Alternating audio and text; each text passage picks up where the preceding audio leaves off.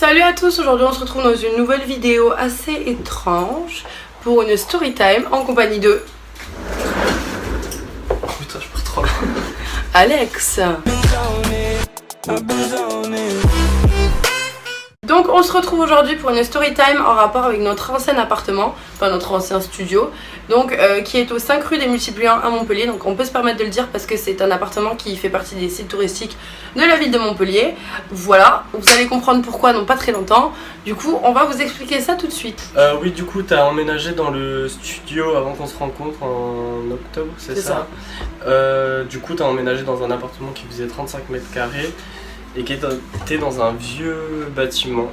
Et donc ce bâtiment là il est placé au 5 rue des Multipliants. Et donc c'est un bâtiment qui est un peu renfoncé au niveau de la rue, c'est le seul bâtiment qui est renfoncé en fait. Juste devant il y a un garage, qui est un vieux garage d'ailleurs où on n'a jamais vu les propriétaires. Jamais, mais on vous mettra des photos pour que vous compreniez et vous visualisez. Et du coup quand on rentre dans le bâtiment, dès qu'on ouvre la porte, on voit directement la cage d'escalier, donc c'est une cage d'escalier toute en pierre, où on peut des fois apercevoir dans les murs des anciennes portes qui ont été condamnées, donc elles ont été emmurées tout simplement. La cage d'escalier, la journée ça va, elle est sympa. Et le soir, en fait elle est ouverte, donc elle est ouverte sur le dehors, donc il n'y a pas de porte ou quoi que ce soit. Mais c'est une cage d'escalier en pierre, donc ça fait toujours... on sait que ça date quoi. Et du coup la nuit, si tu n'allumes pas les lumières, tu te chies un peu dessus. C'est voilà. Puis même la journée c'est quand même assez sombre parce qu'on a très peu de soleil qui peut passer. Parce que le soleil en fait passe juste derrière. Donc nous on est vraiment dans un endroit sombre. On n'avait qu'une seule fenêtre et cette fenêtre ne donnait aucune luminosité. Donc voilà, c'était affreux. Ah, j'ai oublié de parler aussi du bidet, tu sais, il y a un espèce de vieux bidet là. Ouais, il y a un évier, ouais. Un espèce de vieux bidet. Vieux bidet. En fait moi j'ai pris cet appartement en octobre donc pour mes études, hein, que j'ai totalement lâché au passage. Alex m'a rejoint dans cet appartement 3-4 jours après je crois, après mon installation. Et finalement on y a habité tous les deux. Et en gros j'avais au préalable visité cet appartement, donc quand les anciens locataires y étaient. Et en fait l'ancien locataire m'avait dit donc nous on part parce que déjà c'est petit. Et de deux on s'y sent pas à l'aise. Il s'est passé des choses. Donc moi j'étais là. Ok, sachant que... Je tiens à dire que je ne savais pas que l'ancienne locataire avait dit ça avant la vidéo là. Parce que je l'ai noté sur le carnet, mais j'y avais pas forcément fait attention parce que en gros elle était elle-même chelou. Genre son appartement était crade, je suis arrivée, elle avait pas fait le ménage, elle avait rien rangé, donc c'est super pas correct quoi. Mais voilà, du coup je me suis dit ouais ok d'accord, parle, je m'en bats les couilles quoi. Et j'aurais dû l'écouter. Pour ma part il s'est passé un truc assez bizarre. C'est que, pour ma part, on était tous les deux, on était couchés, en fait c'était la nuit. On n'avait pas cuisiné juste avant au point qu'il y ait de la fumée ou quoi que ce soit. Il était 2h du matin, je précise. Et justement, en fait, en pleine nuit, on était vraiment couchés et l'alarme s'est mise à sonner d'un coup. Genre super fort et tout, bon, parce qu'une alarme incendie c'est fort, mais d'un coup, sans aucune raison valable, elle s'est mise à sonner et puis... il n'y avait vraiment aucune raison quoi, donc c'était assez étrange, on l'a éteinte et puis... Tu l'as éteinte ? Oui, on l'a éteinte. Tu l'as éteinte, on s'est recouché, elle a ressonné et après tu l'as désinstallée. Oui voilà c'est ça. À 2h du matin, alors que on n'avait pas... Il n'y avait pas de fumée de toute façon, donc il n'y avait pas de fumée. C'était assez bizarre. Et je tiens à dire qu'il n'y avait pas de problème de pile aussi. Voilà, parce que surtout sur la deuxième anecdote que je vais vous parler, vous allez vous dire oui, ça peut être les piles. Mais non, parce que j'avais changé les piles, donc comme vous pouvez le voir, c'est où? Attends, pour ça. Ah, c'est derrière toi. On le verra pas, c'est le cadre, le tableau. Le tableau que vous voyez. Poussez-vous! Là, juste ici, le tableau où il y a Purple qui dort. On le voit même pas, je crois. Non, Purple! Ah, mais il est contre le tableau, quoi. Enfin, bref.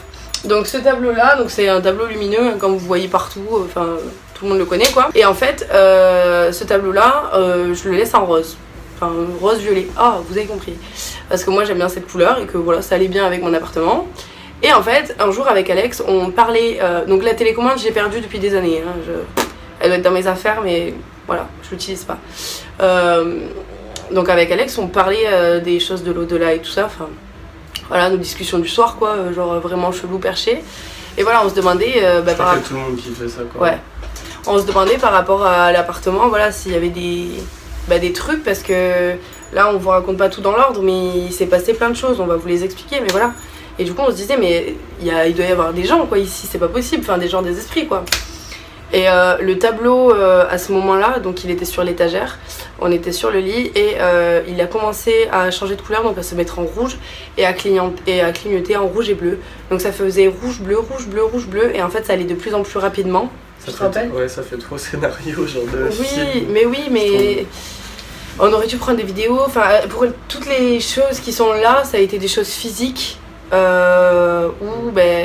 on n'est pas apte on à n'a pas prendre... pensé à faire une vidéo. Oui, voilà, on n'est pas apte à prendre nos téléphones sur le moment là, enfin je sais pas comment vous expliquer, mais voilà quoi. Et du coup en fait il s'accélérait et ça faisait carrément des stroboscopes à faire rouge, bleu, rouge, bleu, rouge, bleu, rouge, bleu. Et à la fin ça a fait du vert, voilà. Alors que voilà, je précise, hein, on n'avait pas la télécommande, il était bloqué violet depuis que je l'avais, c'est-à-dire des mois et des mois. Jamais on avait changé la couleur ni rien. Et j'avais changé les piles une semaine auparavant. Donc voilà. Pile au moment où on parlait de choses comme ça, on a eu une espèce de... On est là.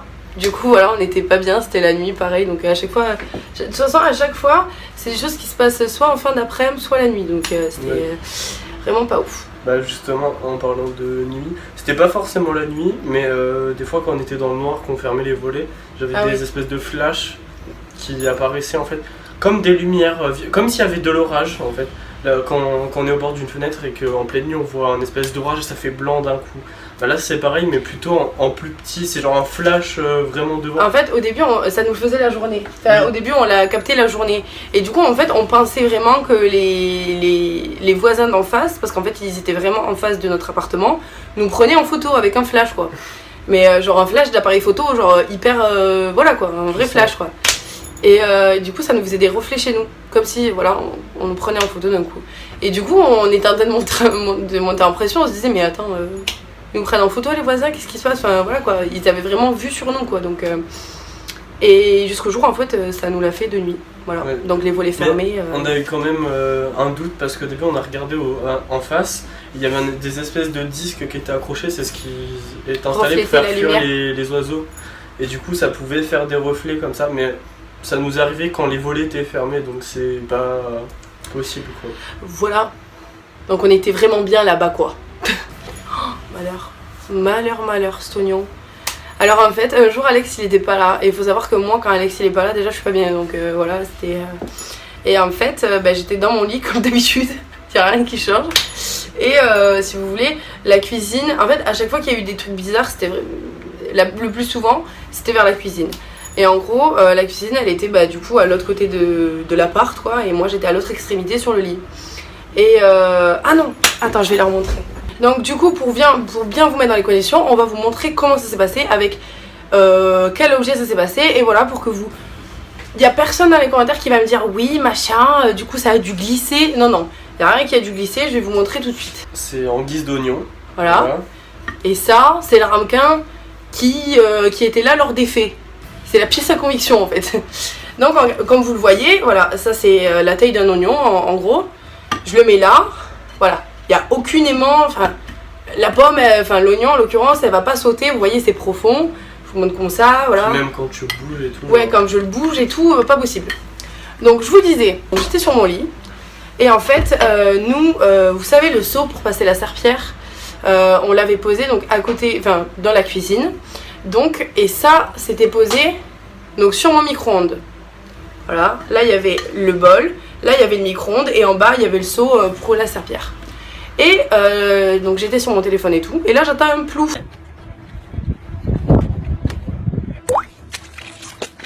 T'as pas cru que c'était le chat ou un truc comme ça? Si, mais c'est là un chat vient.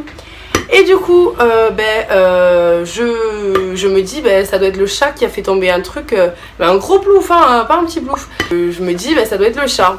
Et en fait, je me lève, je m'assois pour regarder mieux la cuisine, pour voir si mon chat y était. Et quand je me lève, je sens mon chat bouger sous mon coude.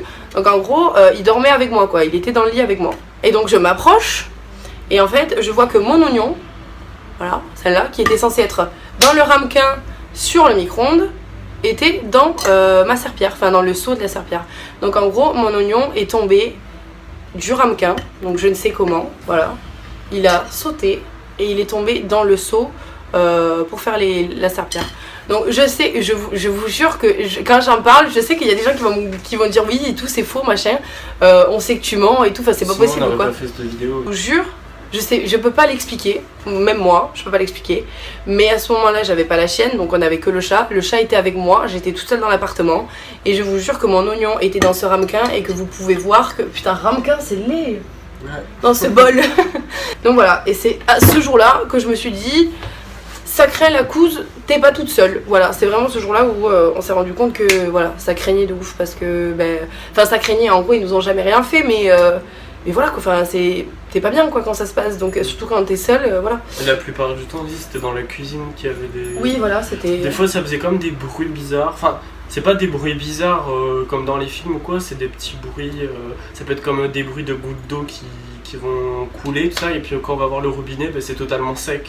Ça peut être tout et n'importe quoi, vous pouvez me dire que c'est la plomberie ou quoi, mais la plupart des faits, genre des objets qui tombent ou des trucs comme ça, c'était vraiment à la cuisine. C'était la plupart du temps à la cuisine. Il s'est rien passé quand on était dans le lit. Ouais, en fait, la pièce, avant, elle était séparée en deux. Enfin, on présume, parce que du coup, il y avait les traces de murs, quoi, qui ont été démolies. Et du coup, dans la partie nuit, donc dans la partie chambre, il y avait pas de... Vu que c'était un studio, tout était ouvert. Mais dans la partie nuit, il se passait jamais rien. Et ce qu'on vous dit, là, le tableau, il était dans la partie salon-cuisine, quoi. L'oignon dans la cuisine, les flashs s'étaient reflétés dans la cuisine. Après il y a eu quoi? J'ai pas dit par rapport à la chienne qui... Oui la chienne, quand on l'a eu il y a 3 mois la chienne, donc vas-y. Donc la chienne c'est une chienne qui grogne pas souvent, qui aboie pratiquement jamais. Et puis des fois quand il va y avoir du bruit ou quoi, par exemple pendant le confinement, quand les gens applaudissaient dehors, tout simplement, la chienne elle allait à la fenêtre et voir ce qui se passait, elle allait peut-être aboyer un petit peu, voilà. Ou quand les voisins passaient dans la cage d'escalier, elle y allait et aboyait un petit peu ou juste sentir. Et c'est déjà arrivé qu'elle aille juste en bas de la porte et qu'elle grogne simplement alors qu'il y avait simplement personne. Donc les 2 dernières anecdotes, enfin les 2 derniers faits en gros qui se sont passés, donc c'est 2 faits en un en gros parce que ça s'est passé à pas beaucoup d'intervalle, je crois à 3 jours d'intervalle, c'était juste avant de partir. En gros un soir, on allait déménager et en fait avec Alex on aime trop bricoler et tout, prendre des vieux meubles et tout ça. Et en fait Alex il se couche beaucoup plus tôt que moi. Du coup moi après la nuit je me fais chier toute seule. Et on avait récupéré une planche et on voulait un nouveau bureau. Donc moi ce que j'ai fait c'est que j'ai démonté les tabourets et je voulais faire un bureau avec. Et du coup vu qu'Alex dormait, je suis allée bricoler dans l'escalier. À 2h du matin. Voilà. C'était bien rassurant. Donc j'étais toute seule parce que je voulais pas prendre la chienne parce qu'elle allait se chercher dans la cage d'escalier quoi. Et du coup j'étais avec mes petits outils assise sur les marches. Et en fait j'ai pas pu rester plus de 10 minutes parce que je me sentais pas bien. Voilà. J'étais toute seule, il y avait aucun bruit parce que c'était encore le confinement. Et j'ai dû me mettre contre les escaliers, contre le mur des escaliers. Pour avoir une vue d'en haut, donc de l'escalier qui monte, et une vue d'en bas pour l'escalier qui descend, parce qu'en fait je me sentais pas seule et je sentais qu'il y avait quelque chose, qu'il y avait une ambiance lourde, il y avait une espèce de présence. Pour ceux qui sentent les mauvaises ondes, je sais on n'est pas les seuls, il y a beaucoup de gens qui sentent les mauvaises ondes et les ondes lourdes. Je vous jure que là c'était plein de... Voilà, c'était une grosse émotion hyper lourde, comme s'il y avait des ondes négatives de partout qui envahissaient l'escalier, c'était affreux. Du coup, j'ai clairement pas pu y rester plus de 10 minutes, c'était trop dur, en fait, c'était trop compliqué et j'avais trop peur. Du coup, je suis rentrée et genre même en rentrant, je me suis dépêchée, j'ai fait comme ça avec les clés, vraiment, j'étais pas bien, j'étais en train de trembler et tout. Non mais je te jure, et la chienne elle était derrière la porte et elle reniflait en plus, j'étais là, arrête. Ça me stressait quoi. Et 3-4 jours après en fait je dormais pas, pareil Alex dormait et moi j'étais toute seule dans le lit comme ça sur mon téléphone. Et je m'intéressais au magnétisme et à toutes les énergies comme ça et tout. Et je sens, donc je suis face à un mur en fait, je ne peux pas, il n'y a pas d'air. Je vous ai dit, il n'y a qu'une seule fenêtre chez nous, il n'y a pas de courant d'air, c'est pas possible. Donc cette fenêtre était fermée. Et j'étais face à un mur quand je sens un souffle glacial sur ma grosse face en fait dans la nuit.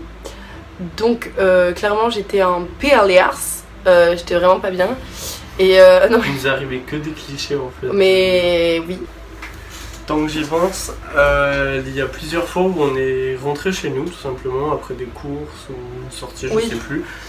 Et la première fois que ça nous est arrivé, c'était étonnant, on arrive juste devant chez nous, et là il y a une vingtaine, voire une trentaine de personnes agglutinées vraiment devant chez nous, juste devant chez nous, et là il y a une vingtaine, voire une trentaine de personnes agglutinées vraiment devant chez nous en fait. Et on s'est posé la question de voir peut-être quelque chose d'historique. Comment ils ont eu mon adresse, est-ce qu'ils sont fans, veulent-ils des autographes?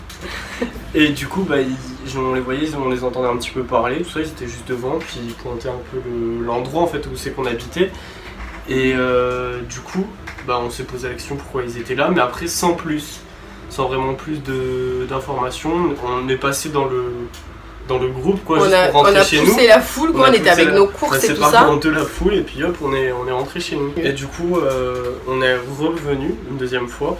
Je sais pas si t'étais avec moi ou pas, et t'étais avec moi ou pas la deuxième fois? Je sais pas de quoi tu parles.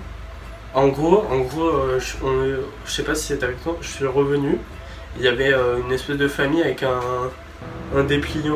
Non, tu me l'as dit ça, c'est toi qui l'as su. Ok, oui.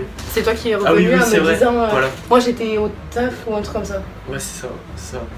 Du coup, j'étais tout seul à ce moment-là, je rentrais chez moi et j'ai vu une famille juste devant notre maison, donc encore bizarre un petit peu, qui tenait un espèce de prospectus, tout ça, un dépliant pareil, et je leur ai demandé oui bonjour, excusez-moi, pourquoi vous regardez genre notre maison juste là, tout ça. Je tiens à dire juste que en fait notre chat, le chat que vous voyez derrière, il se posait sur le toit, donc juste devant en fait tout ça.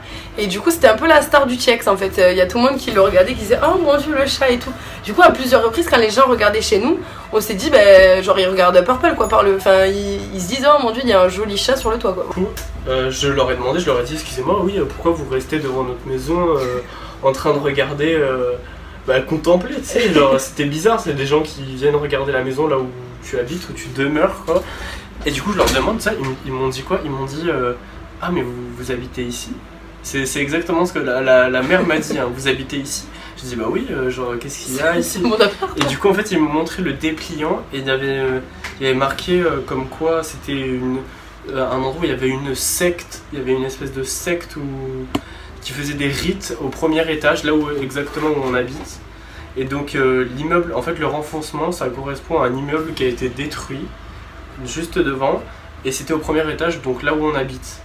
Et en fait ça a été rasé et il est interdit de construire à cet endroit-là depuis, parce que il se paraîtrait que ça a été hanté, donc ils ont vraiment interdit la construction à cet endroit-là.